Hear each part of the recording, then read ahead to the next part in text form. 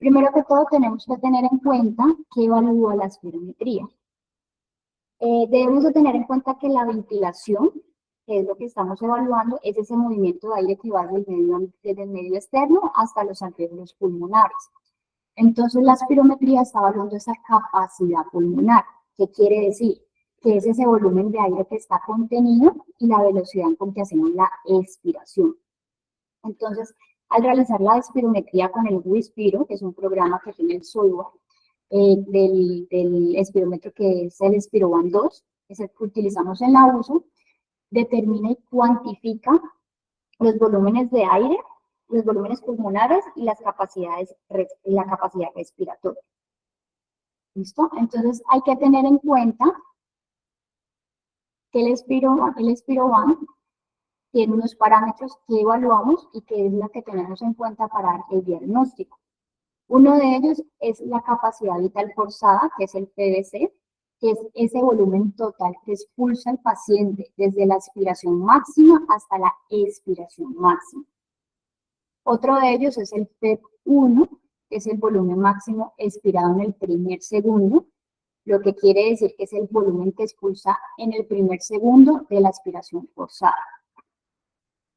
La relación PEP1 y PVC es lo que indica el porcentaje de volumen total expirado que lo hace en el primer segundo.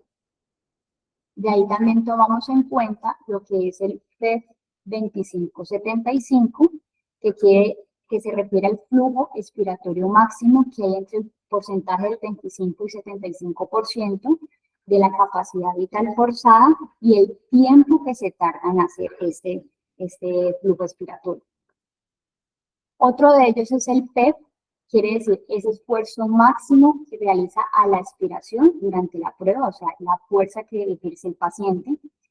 Y por último, el tiempo de exposición forzada, que quiere decir el tiempo mínimo que debe durar esta prueba, porque aquí estamos evaluando la expiración continua, no la inspiración, sino la expiración. Entonces, esos son los parámetros que debemos tener muy en cuenta, porque con esto es que damos los resultados, el diagnóstico de la parte de la espirometría. Otro de ellos es tener en cuenta los dispositivos médicos que utilizamos para hacer una espirometría. Entre ellos está el espirómetro, que es el Spiroban 2, que tenemos aquí los dispositivos de la uso. La boquilla de cartón, que es la blanca, que esas ya sabemos que las echamos con cada paciente. Y la turbina, que es la transparente, que va conectado directamente con el dispositivo, que puede ser tanto transparente como puede ser morado. Listo, que esa sí es reutilizable. Esos son los dispositivos obligatorios que debemos de tener para poder realizar una espirometría. Bueno, las contraindicaciones es muy importante tener en cuenta que si tenemos un paciente que se encuentra en gestación mayor de 3 meses, no podemos realizar la espirometría. Que si cuenta con cirugías menores a 2 meses, ya sea cirugías oculares, de columna, de pared abdominal, tórax o de corazón, tampoco las podemos realizar cuando tiene una cirugía menor a 2 meses. Cuando se encuentra cursando un cuadro gripal, tampoco la podemos hacer. Cuando el paciente presenta una tos con expectoración, tampoco la podemos realizar, y más si tiene una tos por más de 2 semanas. O que el paciente sea un paciente con sospecha de tuberculosis o esté en proceso de confirmación o se encuentre en tratamiento por tuberculosis, no lo podemos realizar hasta que no tengamos un resultado negativo de esta tuberculosis.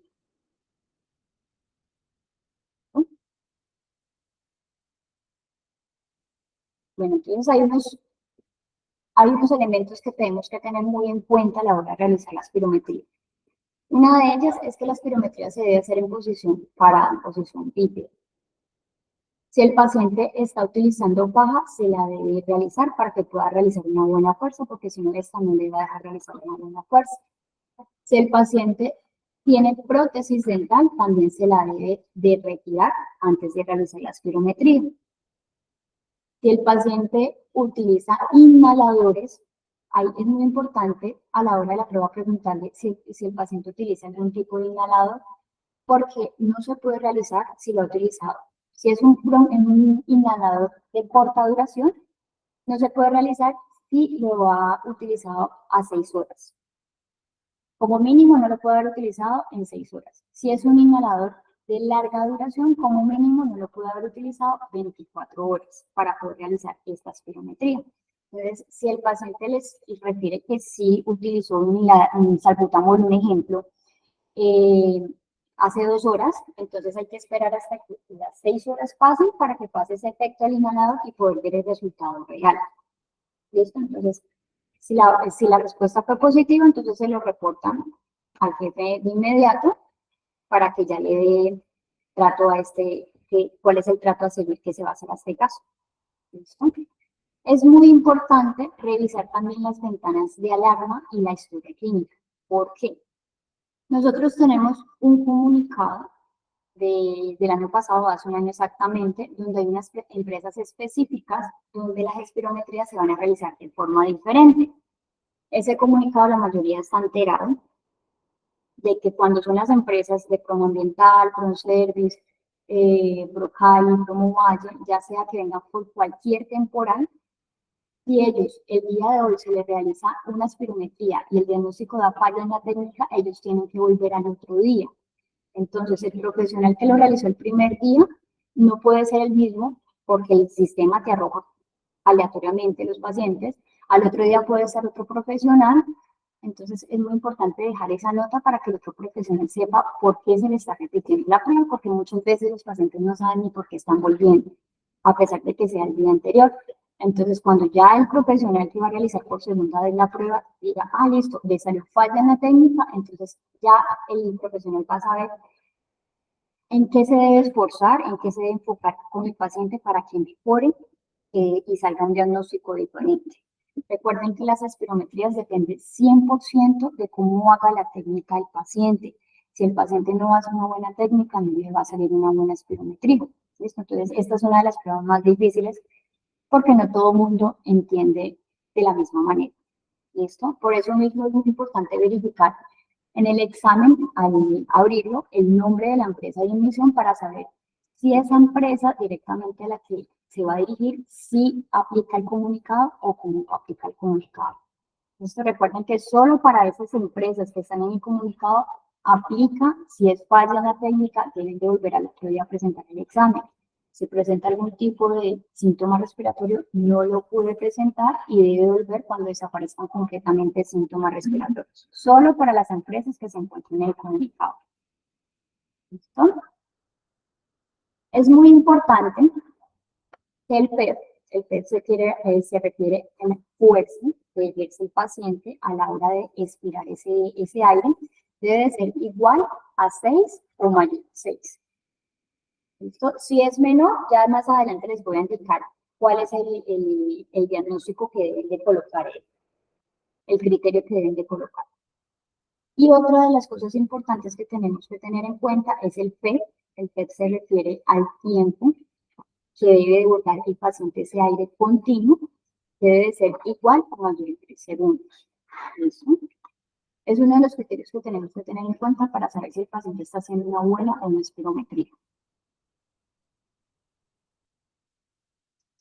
Otro de los ítems importantes es que si el TEF o el PET, que es los que mencioné anteriormente, son menores, el TEF es menor a 6 o el TEF es menor a 3, hacer varios intentos para que el paciente mejore estos dos criterios que son muy importantes.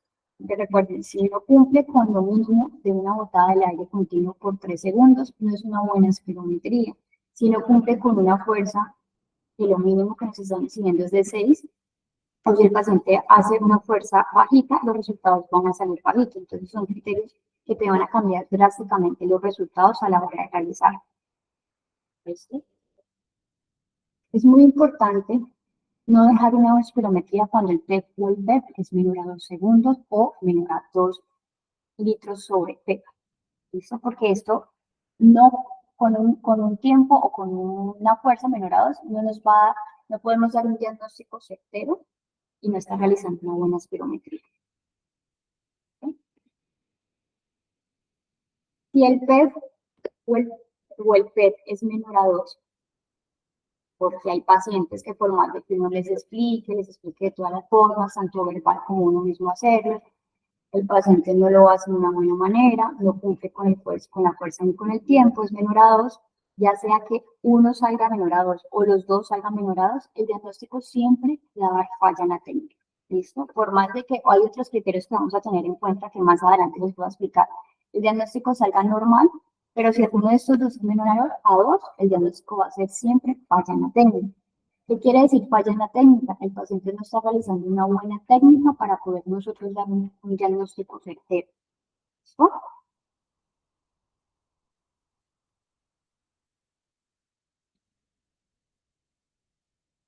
Cuando el PEG, que es la fuerza, se encuentra entre 2 a 5,99, ahí es donde colocamos en el resultado de la prueba que presenta dificultad en la técnica y en la casilla cual se coloca al esfuerzo inicial. Eso me quiere decir que es a la fuerza.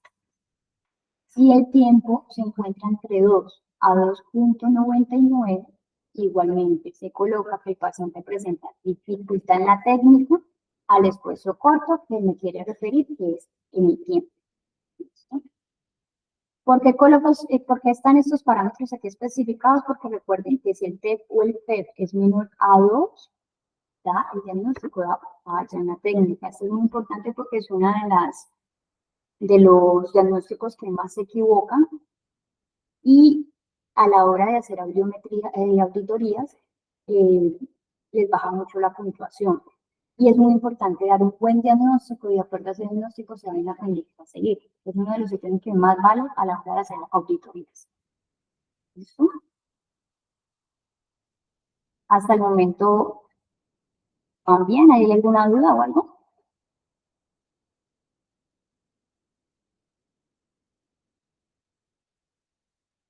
Todo claro. ¿Sí? Hasta el momento todo bien, Alejandro. Listo. Bueno, entonces ahorita vamos a empezar cómo se va a diligenciar esa historia clínica y cuáles son los ítems importantes que vamos a tener nosotros en cuenta. Al abrir una historia clínica, este es el primer ítem que nos va a aparecer, información general. ¿Cuáles son los ítems que nosotros vamos a tener en cuenta? Es la sección. En la sección tenemos que mirar si el tipo de examen es ingreso, periódico o de retiro. Si es un examen de ingreso, colocamos NA en la sección, pero no lo vayan a dejar nunca en blanco, ¿listo? O con un punto.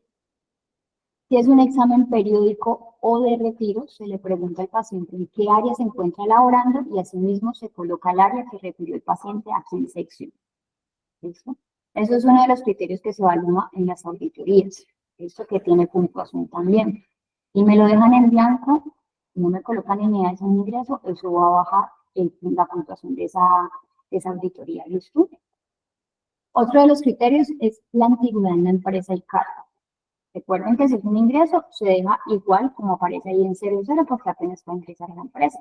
Pero si es un examen periódico o de retiro, se le pregunta al paciente cuánto tiempo lleva en la empresa, asimismo lo que refiere se coloca acá, y cuánto tiempo lleva en el cargo. Es muy importante especificar en el tiempo del cargo porque hay personas que llevan muchos años en una empresa, pero han pasado por muchos cargos. Entonces se les aclara que cuánto tiempo llevan el cargo actual en ese momento que está presentando el examen. Y así mismo colocar el tiempo. Otro de los ítems que sí aparece lleno, pero igual debemos de cambiarlo, nos dan dos opciones, o si es raza blanca o si es raza afrocolombiana. De acuerdo al paciente, pues ahí se selecciona la raza que pertenece. Y muy importante preguntarle al paciente la última valoración, la última espirometría que tuvo. Si el paciente refiere que nunca le han realizado una espirometría, entonces colocamos nunca y en resultados seleccionamos la opción de no aplica. Pero si es un paciente que refiere la hice hace 1 año y medio, entonces aquí colocamos 1 año y 6 meses. Y le preguntamos al paciente cómo le salió el resultado. Si el paciente refiere que salió normal, entonces se selecciona el resultado normal. Si el paciente le dice no, salió alterado, no lo pasé, se coloca la opción de anormal. O hay muchas veces que también el paciente no sabe cómo le salió el resultado. Aquí tenemos una opción donde nos dice información no suministrada, entonces la colocamos con información no suministrada. ¿Listo? Estos son los criterios que siempre hay que tener en cuenta para llenar, ¿listo? Porque no me los vayan a dejar en blanco. Y acá abajo aparecen esos criterios que evaluamos en la parte de las auditorías. Como lo mencioné anteriormente, pues aquí está tipo de examen, fecha de valoración, nombre completo, nombre de la empresa, cargo. Estos ítems van a estar llenos una vez nosotros abramos la subclínica. Va a estar lleno también lo que es el sexo, la edad y la talla y el peso. Si la talla y el peso no están, por favor repórtenlo para que lo manden a preconsulta y lo tomen, porque estos talla y peso es uno de los criterios que nos van a pedir a la hora de iniciar el WISPIR para poder realizar la espirometría. Si no tenemos estos datos, no tenemos cómo realizar la espirometría, ¿listo? Y por un dato que esté mal en el peso o esté en la talla, los resultados van a cambiar completamente. ¿Listo? Como les mencionaba, antigüedad en la empresa y cargo, la raza y si se registró la valoración anterior o su negación.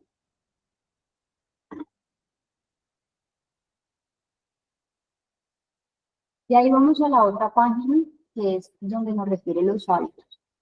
Aquí vamos a tener en cuenta si el paciente es fumador. El paciente es fumador y la respuesta es positiva, debemos de preguntarle por cuánto tiempo estuvo consumiendo y cuántos al día consume. En esta casillita nos van a aparecer unas opciones, que es donde nos va a decir si es cigarrillo, si es marihuana, si son cigarrillos eléctricos o si son otros. Seleccionamos de acuerdo a lo que nos refiere el paciente. ¿Listo? Si el paciente es fumador, como mínimo debe haber dejado de consumir por 6 meses el cigarrillo o lo que haya consumido, para que sea un esfumador. Si el paciente dijo, no, dejé el cigarrillo o lo que esté consumiendo hace 5 meses, hace 4, hace 2 meses, hace 3 meses, sigue siendo un fumador. ¿Listo? Lo mismo, si es un esfumador, se le pregunta por hace cuánto dejó de consumir, por cuánto tiempo consumió y cuántos cigarrillos o lo que esté consumiendo consumía al día. Esto aquí también lo colocamos. Y ahí nos vamos a la parte de la actividad física. La parte de la actividad física debe de ser ejercicio aeróbico. Como mínimo 3 veces a la semana lo debe realizar. Igual en este nuevo sistema nos da la opción, en donde aquí dice días de actividad física, que nos da la opción de seleccionar si es 1, 2, 3, 4, 5, 6 o 7 días, de acuerdo a lo que nos refiere el paciente. Entonces el paciente nos puede decir, no, es que yo solo alzo pesas. No, pesas no categoriza porque debe ser de ejercicios aeróbicos. ¿Listo? Si nos dice, sí, yo voy al gimnasio, un ejemplo, yo voy al gimnasio, entonces siempre pregunta qué realiza de ejercicio de cardio. En el gimnasio, yo hago caminadora, listo, ¿cuántas veces a la semana? Entonces aquí debemos de colocar caminadora y seleccionamos las cuantas veces a la semana nos refiere el paciente y cambiamos la opción así. ¿No? Y ahí nos vamos a ir a lo que son antecedentes patológicos. Aquí debemos de tener en cuenta si el paciente sufre o sufrió de asma, el último episodio debemos de colocarlo, cuando fue el último episodio que se tuvo. Obviamente muchas veces no se van a recordar de la fecha exacta, entonces, por ejemplo, yo lo que hago es preguntarle al paciente a los cuántos años fue el último episodio que le dio. O sea, así mismo yo lo coloco, que es más fácil que recuerden a una fecha exacta. Muy importante preguntarle si utiliza inhaladores para así mismo saber si se puede o no realizar la espirometría, si sufrió o sufre de bronquitis, si está en proceso de tuberculosis, si le dio COVID, se debe colocar la última fecha del COVID que le dio, el COVID-19, y si tuvo secuelas o no respiratorias, si sufre o sufrió de sinusitis, rinitis, si tiene tos seca o con flema, si tiene expectoración. Y este ítem, donde me dice factor desencadenante, es donde colocamos las causas y la respuesta fue positiva de sinusitis o rinitis. ¿No? Que me lo causó el polvo o no sé, los cambios de clima, pues lo que así. ¿Listo? Y si el paciente niega cualquiera de estos antecedentes, pues esto sí lo pueden dejar en blanco, por lo que aquí me están negando que no tuvo ninguno de estas enfermedades. ¿Sí? Ahorita vamos a lo que son antecedentes familiares. Igualmente se le pregunta si lo que son padres, tíos, abuelos, hermanos de primero y segundo grado sufren o sufrieron de tuberculosis, bronquitis, cáncer pulmonar, rinitis, asma, polvo. Y aquí nos va a desplegar una ventana donde nosotros seleccionamos, si la respuesta fue positiva de cualquiera de estas enfermedades, seleccionamos el parentesco que tiene con esa persona que sufre, ya sea los abuelos, los tíos, los hermanos de primero y segundo grado.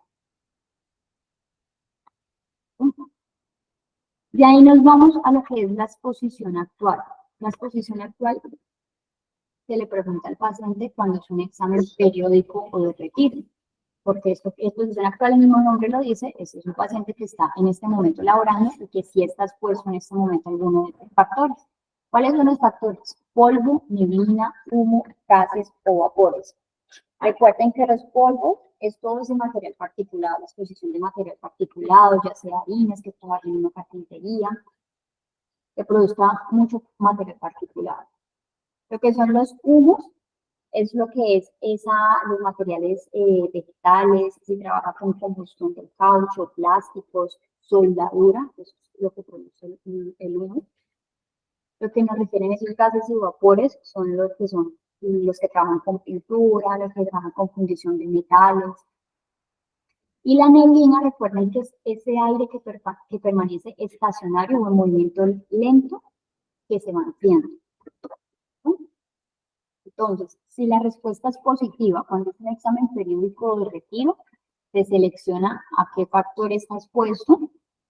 En el tiempo de indicación nos va a desplegar unas opciones donde nos van a decir, utiliza respirador desechable. ¿Qué categoriza el respirador desechable? El 95. El de media cara, recuerden que media cara puede venir con cartuchos o con filtros. El de cara completa igualmente, con cartuchos o con filtros. Y en otros categoriza lo que son los tapabocas quirúrgicos y los que son de tela. Aquí hay dos opciones, donde uno me dice EPP en dotación y otro EPP, porque muchas veces hay pacientes que dicen yo utilizo dos tipos de respiradores, entonces aquí colocamos el que utiliza con mayor frecuencia y aquí el que utiliza con menos frecuencia. ¿Listo? También se le pregunta cuántas horas al día está expuesto a esa actividad, porque muchas veces todo el turno está haciendo esa misma actividad.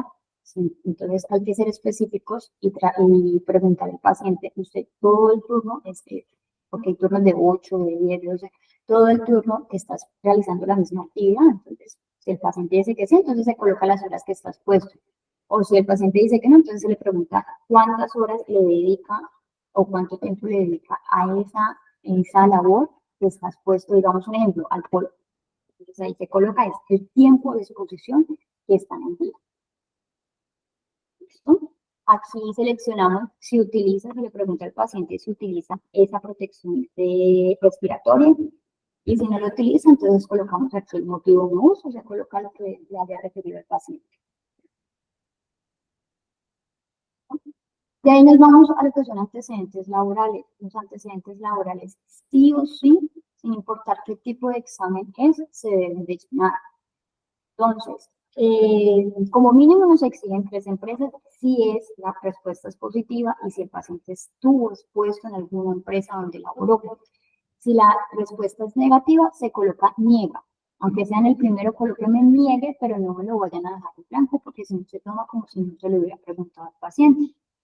Si la respuesta es positiva, se le debe preguntar cómo se llama la empresa donde estuvo expuesto, aquí se coloca qué factores estuvo expuesto, si es el polvo, neblina, humo, gases o vapores, el tiempo que estuvo expuesto a ese factor, si utilizó o no respirador y se selecciona el tipo de respirador. Y nos dan 3 campos porque pues hay pacientes que estuvieron expuestos a muchas empresas, a esos factores, pero nosotros colocamos como máximo 3 campos. ¿Sí? Es un examen periódico. Aquí en la exposición actual, la persona no está expuesta a ninguno de esos factores, Aquí en EPP en dotación me deben colocar la opción de no uso. Porque si me lo dejan así tal cual, como viene lleno, cuando se abre la historia clínica, les va a disminuir un punto porque es como si no me hubieran preguntado al paciente. Entonces, cuando ustedes me colocan y en el protocolo, y en las inducciones que se les dan para la parte de espirometría, especifica muy bien. Si el paciente no está expuesto actualmente, es un examen periódico de retiro, aquí se debe colocar no uso. Y el resto sí se deja tal cual como está. Entonces, como se les mencionaba anteriormente, los ítems que se evalúan en las auditorías son si se registran los antecedentes familiares o su negación, si se registra la exposición actual al material particulado o su negación. Entonces, aquí me dan los ítems.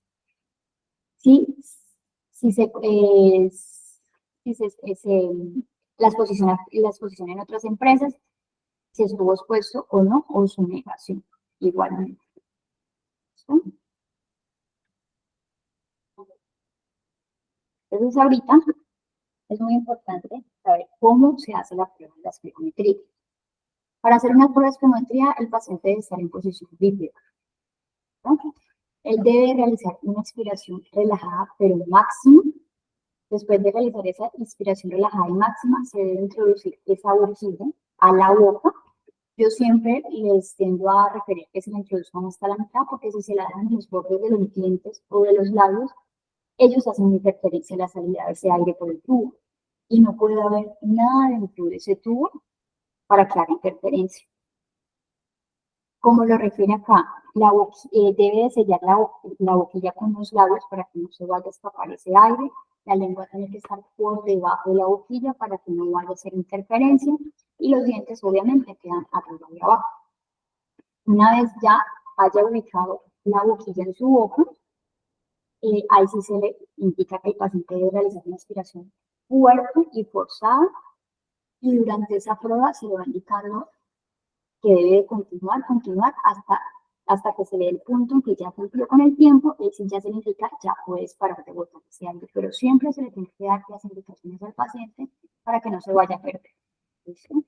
Recuerden que es muy importante que en una espirometría estamos hablando la salida del aire continuo y debemos de cumplir un tiempo mínimo. Durante esa salida del aire, él no puede pausar ni volver a tomar ese aire, porque hasta ahí, cuando él pausa, el paciente pausa antes del tiempo, hasta ahí termina la prueba y por eso es que no va a haber un buen resultado. ¿Sí?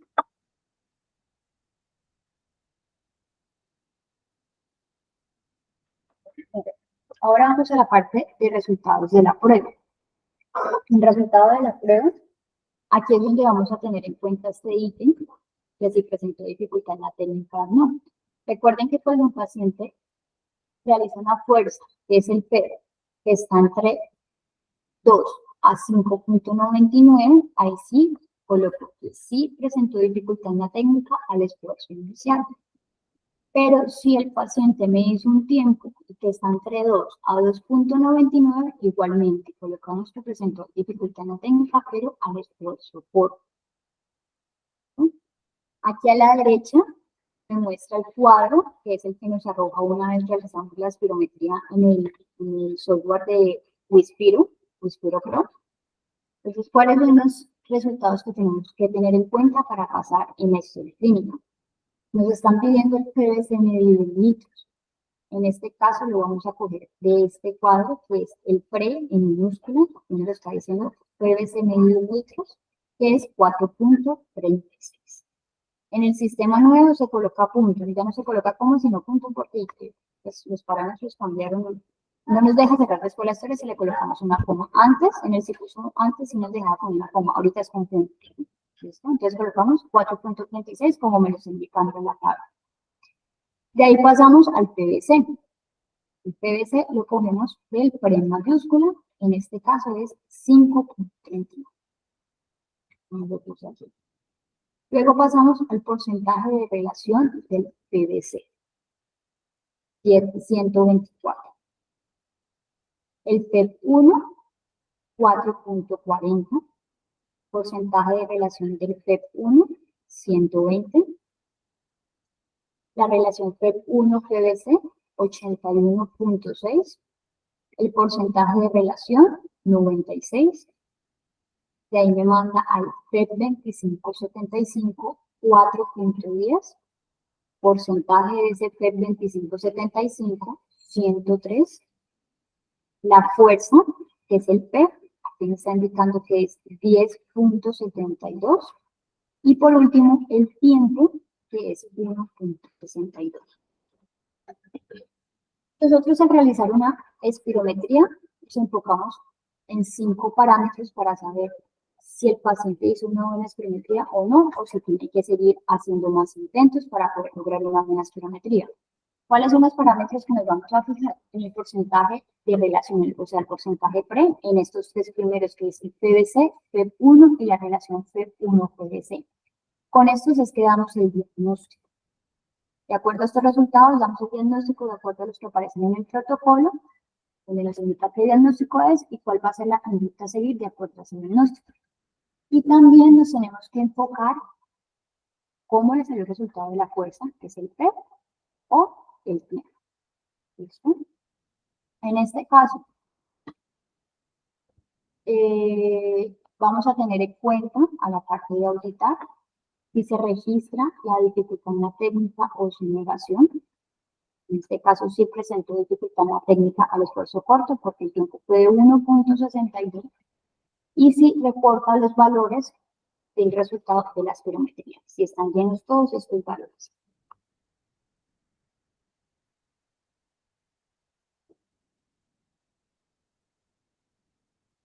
Bueno, entonces nos vamos ahora para la parte del diagnóstico y conducta a seguir. Aquí el diagnóstico fue falla en la técnica. Este caso lo tomo del anterior. ¿Por qué es falla en la técnica? Como les indiqué, cuando el tiempo o la fuerza es menor a 2, sin importar que estos 3 me den un diagnóstico normal, el diagnóstico va a ser falla en la técnica, porque no cumple con el tiempo ni la fuerza mínima para poder dar un buen diagnóstico, dar un diagnóstico certero. ¿Listo? Por eso aquí se pone falla en la técnica. Aquí nos van a aparecer todas las opciones para seleccionar qué diagnóstico es. Nos van a aparecer si es resistencia durante la montada, si es obstrucción leve, moderada, severa, restrictiva leve, moderada, severa, falla en la técnica, normal o normal, o mixto. ¿Listo? Entonces seleccionan de acuerdo a lo que dice el protocolo y de acuerdo a los resultados que les salió el Inspiro Pro. Este ítem donde dice explique cuadro mixto solo se va a llenar cuando el diagnóstico es mixto. Entonces, cuando el diagnóstico es mixto, aquí vamos a colocar qué severidad es la restricción, si es leve, moderada o severa, y también qué severidad es la obstrucción, si es moderada o severa. Recuerde que cuando nos refiere que es mixto es porque tiene tanto cuadro restrictivo como cuadro obstructivo. ¿Listo? Y de acuerdo a ese diagnóstico que colocamos, cada diagnóstico nos dice qué conducta seguir vamos a colocar. Falla en la técnica es valoración confirmatoria. Ya cambió en el nuevo protocolo, antes era radiografía de tórax, ahorita en el nuevo protocolo es valoración confirmatoria. ¿Listo? Entonces, aquí también se tiene en cuenta, es muy importante, estos ítems son los que mayor puntaje tienen en la parte de las auditorías. Si el diagnóstico es congruente, de acuerdo a estos resultados que pusieron anteriormente, a estos resultados, y si esa conducta a seguir es congruente de acuerdo a este diagnóstico que pusieron.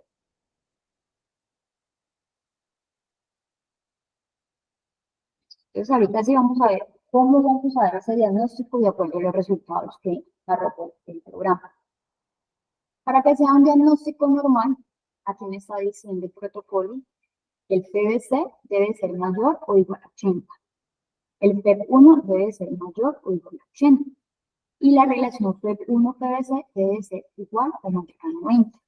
En este caso, estos 3 criterios vienen que este es mayor a 80, mayor a 80, mayor a 90, es un diagnóstico normal. Aquí nos fijamos que la fuerza es de 7.40, la fuerza está bien, y el tiempo es de 5.52. Estamos viendo que también está cumpliendo con el tiempo mínimo. Entonces, en este caso, el diagnóstico va a ser normal, y cuando es un diagnóstico normal, me están diciendo que la conducta a seguir es control en el mano. Aquí les coloqué una imagen de cómo debe ser una adecuada curva para saber que es una buena espirometría. Puede ser como esta verde o puede ser como la sombra que me lo está indicando el mismo programa. ¿Listo? Pero siempre tiene que ser recta. ¿Listo? Entonces aquí les muestro un ejemplo de cómo debe ir la curva. Ahora, ¿cuándo es un diagnóstico de normal límite? Cuando el PVC es igual o menor a 79, el PEP1 es igual o mayor a 80 y la relación PEP1-PVC es igual o mayor a 90. Y de acuerdo a este diagnóstico normal al límite, la conducta a seguir va a ser control en 6 meses. Entonces yo aquí puse dos ejemplos. Entonces este primero me está diciendo que el PVC es 77. Categorizan este primero por lo que es menor a 79. Que el PEP1 es 83. También categorizan este segundo porque es mayor a 80. Y que la relación PEP1 y PVC me dio 107. Pues igualmente categoriza en este criterio porque es mayor a menor. ¿Listo? Entonces aquí yo les puse un ejemplo para que seguir.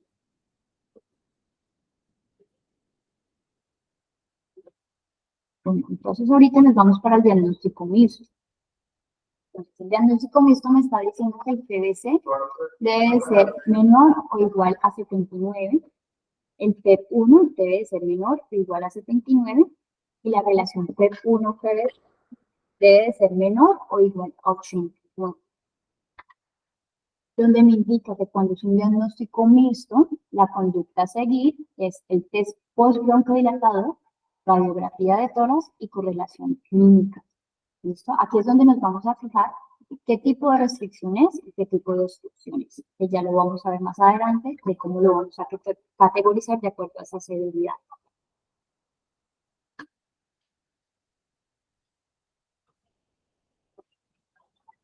Entonces pasamos al diagnóstico restrictivo.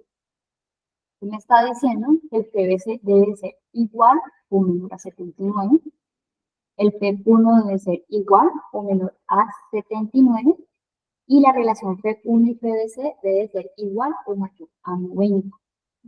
¿Cómo vamos a saber si es leve, moderado o severo? Con el resultado del PVC, que es 73, como me lo está indicando, lo vamos a categorizar. En este caso, el PVC es de 73, entonces, en este caso es una restricción leve porque está leve, me está diciendo que es entre 70 y 79. Moderado es entre 60 y 69. Y severo es menor o igual a 59. Entonces, si hay un diagnóstico restrictivo, la conducta a seguir va a ser radiografía de tórax y correlación clínica. Pues, asimismo se categoriza cuando les dan diagnóstico mixto. Entonces ya saben cómo van a sacar qué severidad es de acuerdo a ese diagnóstico restrictivo. Y ahora nos vamos a lo que es el diagnóstico obstructivo, donde me está diciendo que el PVC debe ser igual o mayor a 80, el P1 debe ser igual o mayor a 79, o menor, perdón, igual o menor a 79, y la relación PEP1-PVC debe ser igual o menor a 89. Del mismo modo, este va a tener una severidad si es leve, moderado o severo. Pero en este caso, como el restrictivo que lo categorizábamos con el PVC, no lo vamos a categorizar con el PVC, sino con la relación PEP1-PVC. En este caso, aquí me dice que son 78. Entonces, cuando son 78, me quiere decir que tiene una obstrucción moderada. Porque moderado me está diciendo que debe estar entre 70 y 79.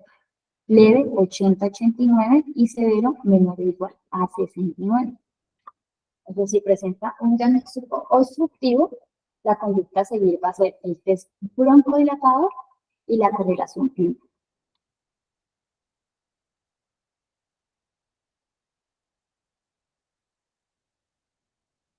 Ahora vamos con el diagnóstico de resistencia bronquial aumentada, que me faltó aumentada.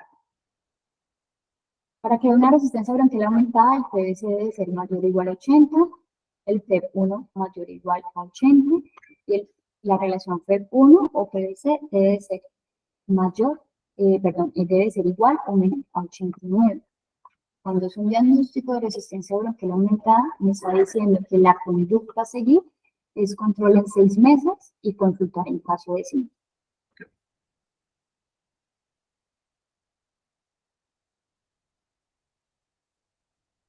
Por último, que he hecho mucho énfasis porque fallan mucho en este diagnóstico.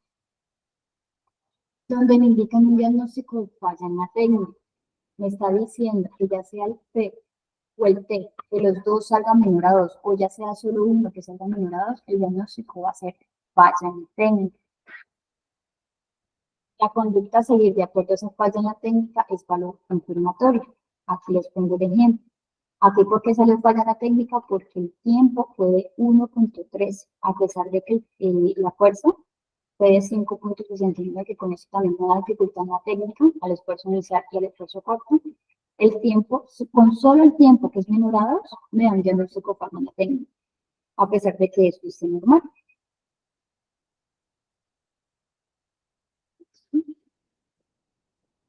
Es muy importante siempre al final de los exámenes pues, referirle al paciente cómo le fue, cuál fue su diagnóstico y cuál es la conducta que debe hacer de acuerdo a su diagnóstico que les anotó. Aquí les traigo unas curvas. Vamos a ver si lo puedo mirar más.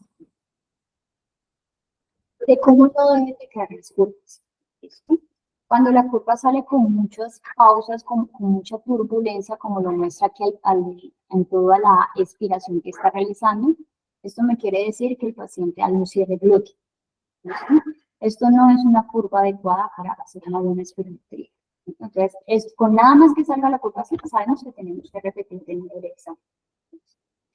En la figura B nos dice que la curva, cuando sale así con pausas y que vuelve a tomar el aire con varias pausas, que son muy profundas, y vuelve a tomar el aire, me está diciendo que está presentando tos. Entonces también es muy importante que cuando tenga tos, más que todo con flema, esa flema les va a alterar el resultado. Por eso es que no se hace con síntomas respiratorios cuando esté pasando un cuadro gripal. Esto porque les va a interferir en ese resultado. Si les sale la curva así, ese dibujito, tampoco es una buena espirometría, sabemos que debemos repetirlo. En estas tres curvas me está indicando que el paciente está haciendo muchos esfuerzos. ¿Listo? Está haciendo pequeñas curvas, está volviendo a hacer el esfuerzo, como me lo muestra tanto al principio aquí, como me lo muestra aquí, que hay una pequeña, como si fuera pausa, está bajando la fuerza y está volviendo a hacer más fuerza. Entonces, esta curva, tanto la primera como la segunda y la tercera, me está indicando que el paciente está haciendo unos esfuerzos variables. Tampoco es una espirometría al que repetir. En la gráfica D me está indicando que está haciendo una exhalación repetitiva, como me lo indica aquí.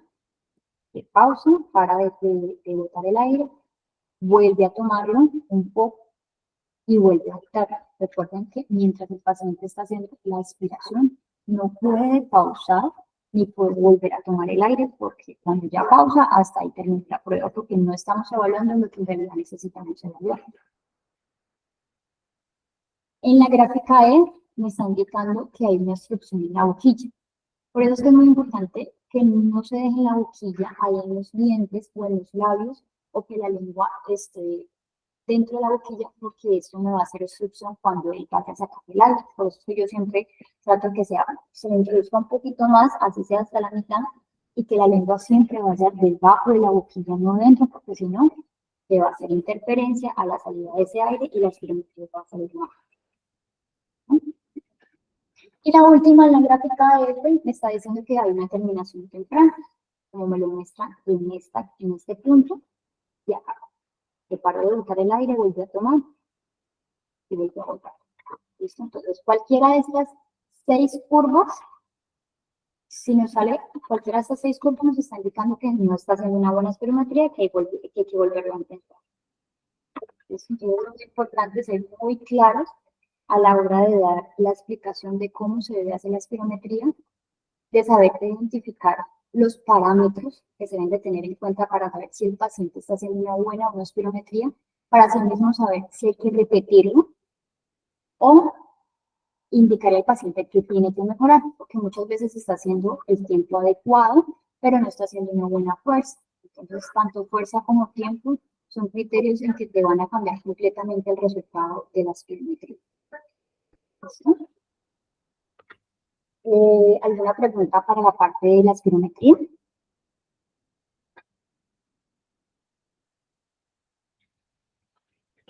Hola Aleja, buenas tardes. Hola. Quería preguntarte, cuando en la parte del Espiro sale el resultado del FEP1 menor a 80, pero digamos FBC sale superior a 80 y la relación sale superior a 90, ¿en qué se ubica? ¿En normal o en normal límite? Es que esa es la única que me está como ahí. Cuando FEP1 aparece menor a 80, pero las otras dos están bien, o sea, superior a 80 FBC y superior a 90 la relación de ellas dos. ¿A cuánto te refieres menor a 80? ¿Que salga el 79? 78, 77. Esa te viene dando un normal, porque normal límite Normal. me está indicando que solo el PVC tiene que ser igual o menor a 79 y el resto Ok, lo 50 damos y normal. la otra 90. ¿Listo? Porque Ok. muchas veces el segundo, el FEP1, me va a salir 79, el PVC 80 y la relación FEP1 y PVC me va a salir 90. Ajá. Ese no está en ninguno de los diagnósticos Exacto. que está en el protocolo, entonces lo colocamos como normal porque no es mucho la diferencia. Vale. Pero si ya cambia, si el PEP1 es menor, es de 79 o menor. Ahí sí ya es un normal. Ok, dale.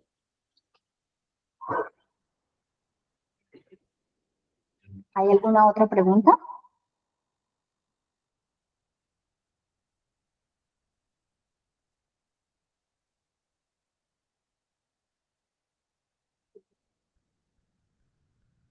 Bueno, como veo que no hay más preguntas, vamos a pasar ahorita al otro protocolo de limpieza y desinfección de los elementos. Perdona, Lili, creo que Diana tiene levantada la mano. Ay, es que no estoy viendo. ¿Quién tiene levantada la mano? Diana. Diana, dime. Hola, Diana.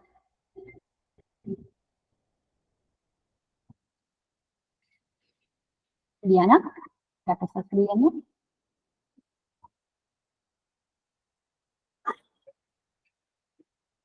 Sí, lo mismo. Aplican tanto para hombres como para mujeres.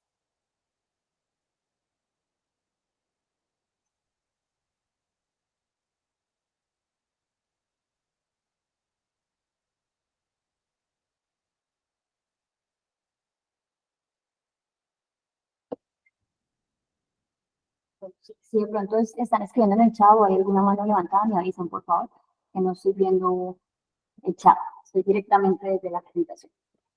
Bueno, entonces ahorita vamos lo que es al protocolo de limpieza y desinfección de los elementos del espirómetro. Entonces, como lo indicaba anteriormente, saben que para hacer una espirometría debemos de contar con el espirómetro, en este caso es el Spiromat 2, la turbina, que puede ser tanto transparente como la morada, y la boquilla de cartón, que es la blanca, que esta es la desechable, que debemos desechar con cada paciente. Entonces hay unas políticas del no reuso, donde nos indica que para esas políticas del no reuso de los dispositivos médicos utilizados para la realización de la espirometría, a excepción del filtro, el cual debe seguir el protocolo de limpieza y desinfección, donde se determina que este filtro sí se puede reutilizar, ya que es un filtro bacteriano empírico, el cual tiene una efectividad de más del 99.9% para el filtro de estos. ¿Cuál es ese filtro? Como les indicaba, el transparente, que en la mayoría de veces hay, y el morado, es el que va directamente conectado con el espirómetro, y el que tiene la hélice, que es el que nos va a dar la vueltita cuando el paciente está soplando. ¿Listo? Este es el único que utilizamos. Y pues obviamente pues pero cada uno tiene que tener un proceso de desinfección adecuado para esto. Entonces aquí tenemos unas medidas de bioseguridad para hacer esta limpieza, tanto de la superficie del espirómetro como de la turbina. Esto recuerden muy importante, lavar manos, el uso de elementos de protección personal, de utilizar el respirador, porque recuerden que nosotros estamos expuestos más a una espirometría, de utilizar los guantes cuando vayan a hacer estos procesos de desinfección, de esterilizar y la desinfección adecuada del instrumental. ¿Listo? Entonces, estos son los protocolos como las medidas de bioseguridad que deben de tener en cuenta. Y también, pues, por salud, más que todo, para también protegernos a nosotros mismos. ¿Listo? Recuerden el lavado de manos. Tiene 5 pasos, que es el antes de tocar al paciente, antes de realizar una tarea limpia o aséptica, después de tener contacto con líquidos corporales. Recuerden que más que todo cuando nosotros ponemos el aparato del espirómetro, no en muchas ocasiones ponemos el espirómetro, sino que todo ese proceso lo hace directamente el paciente, pero de pronto que, no sé, se desconfiguró el espirómetro, se apagó, a veces tenemos que coger el espirómetro y mirar a ver qué pasó. Entonces recuerden de lavarse las manos porque estamos en contacto y ese aparato es donde se expulsan las salivas, entonces ahí es donde tenemos contacto con esos líquidos corporales, después de tocar al paciente y después del contacto del entorno del paciente.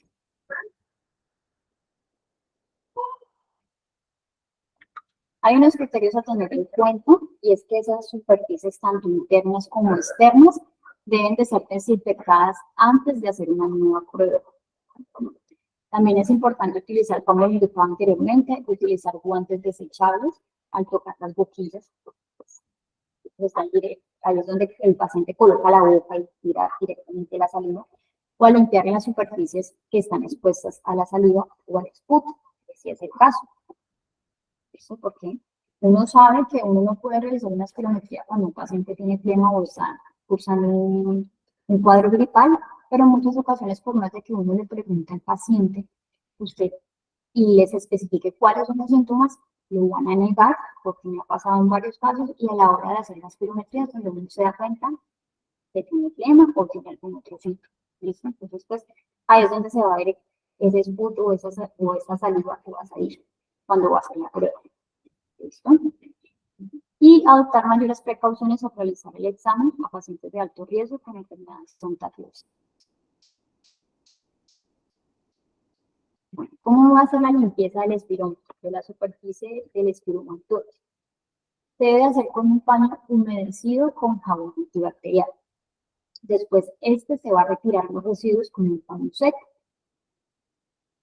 Después, con un paño humedecido de bactidina, que es la imagen como lo muestra en la presentación, se realiza la desinfección donde se frota suavemente y luego se retira con un paño completamente líquido.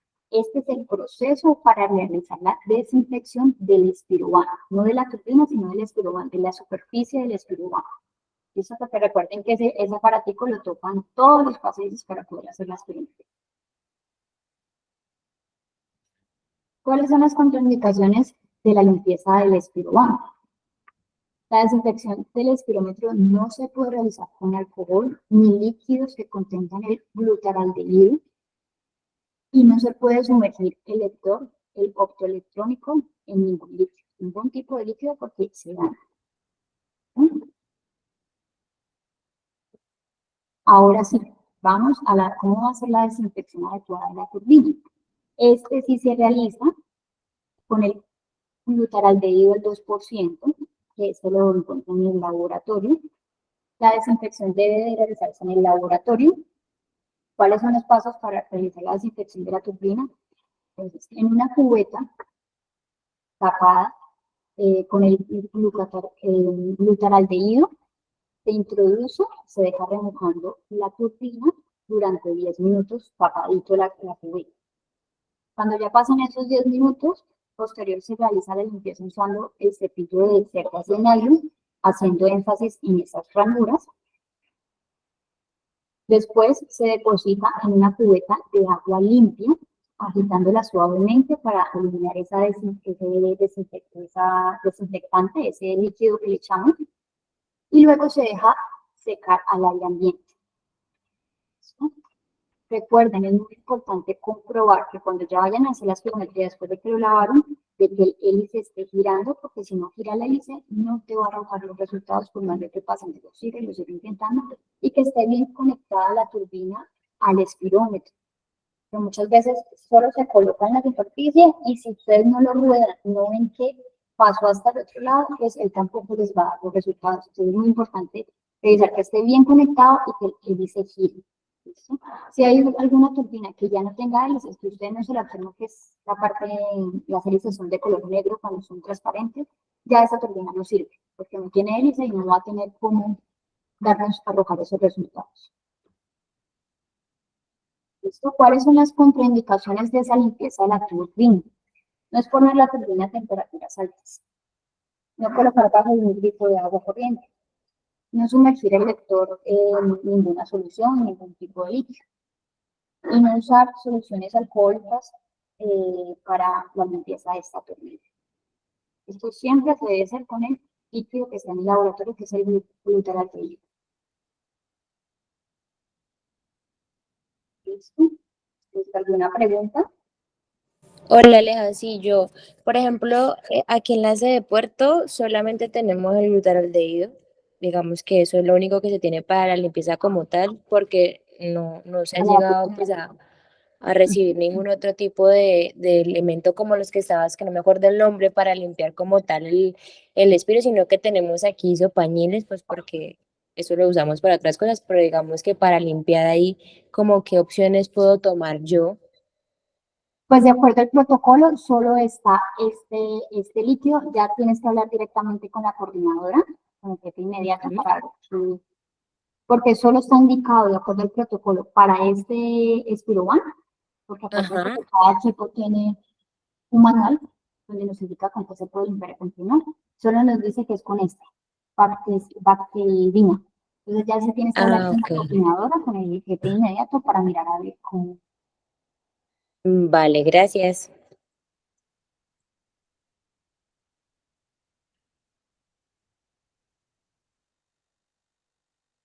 ¿Alguna otra pregunta?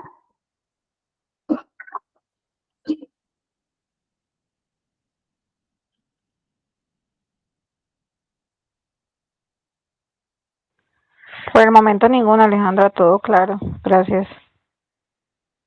Bueno, entonces ya los dejo con Carlos.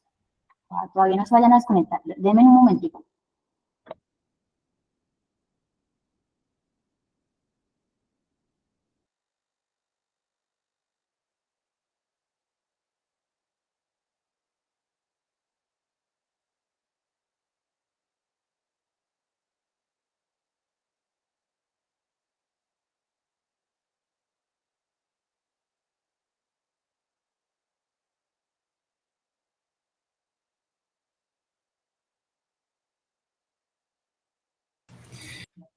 Bueno, compañeros, muchas gracias a todos. Entonces, a través del grupo de WhatsApp les voy a estar confirmando para crear el nuevo usuario y contraseña y les voy a enviar el enlace para que se puedan conectar pues a la capacitación que va a quedar igual grabada. Ahí básicamente para que hagan la evaluación de conocimiento y registren su asistencia, ¿sí? Y pues ahí nos va a quedar como la evidencia pues en este tema de la capacitación. Y pues bueno, no siendo más, gracias a todos. Entonces ya quedamos en contacto para que esta semana les notifique en qué momento vamos a hacer en que vamos a montar la capacitación en la plataforma. ¿Listo? Muchas gracias a todos. Alice, estaremos pendientes de eso. Muchas gracias a usted por la invitación, Alejandra por la presentación. Que estén muy bien todos. Gracias a todos. Bueno, que estén bien. Chao, muchas gracias. Gracias.